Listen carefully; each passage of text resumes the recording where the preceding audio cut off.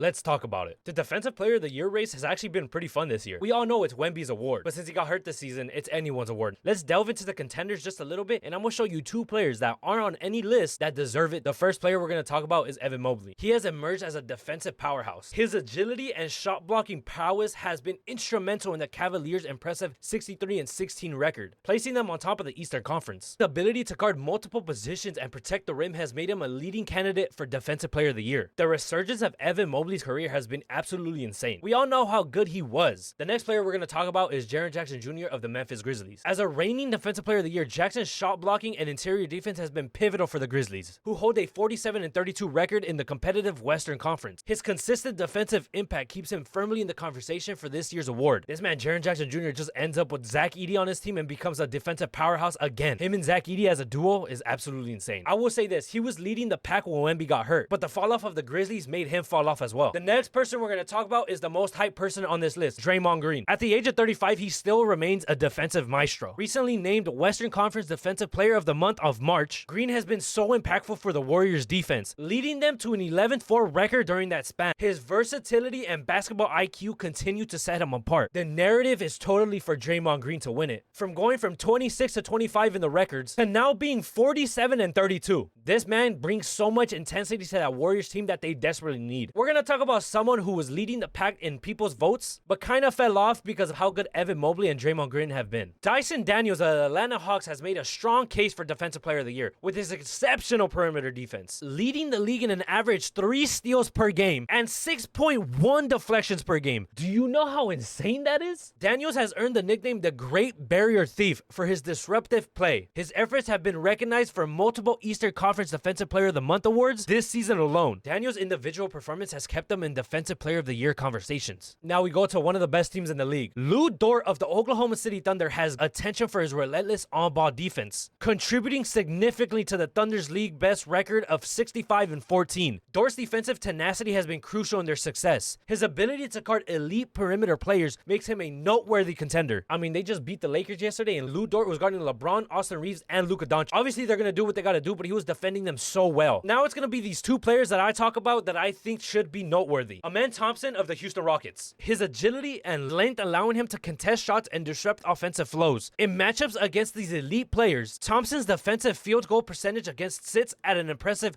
42%, showing his ability to defend at the highest level, and 25% from 3. His elite defensive stats, including 2.1 steals and 1.47 blocks, are a testament of his all-around defensive impact. Thompson's ability to lock down superstar players combined with his high defensive IQ makes him a crucial asset for the Rockets and a rising contender for future Defensive Player of the Year. In fact, one of these key reasons why he was named Western Conference Player of the Month of January. The next player we're going to talk about is Toumani Camara. His on-ball defense has been amazing, especially against some of the league's biggest stars. He has drawn matchups against the likes of Nikola Jokic, Kevin Durant, and Damian Lillard, where he's made a habit of disrupting their offensive rhythm. In fact, he's known for limiting effectiveness. Against Durant, Camara has shown defensive chops by holding him to just 46.3 from the field, proving he can step up against the highest scoring forwards. His versatility and high energy defense has been integral for the Portland Sixers on the defensive end, earning him a Western Conference Defensive Player of the Month award in February 2025. This man doesn't foul either. He's only averaging 2 fouls a game while guarding the best players on the opposing team. Each of the players that I talked about have exceptional defense for this season, making this Defensive Player of the Race award the closest in recent memory. However, considering the Cavaliers' outstanding record and Evan Mobley's pivotal role in their defense dominance,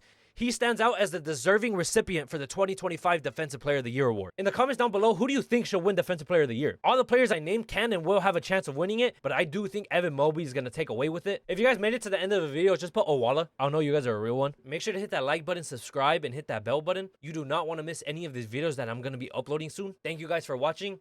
Love you guys. Bye-bye.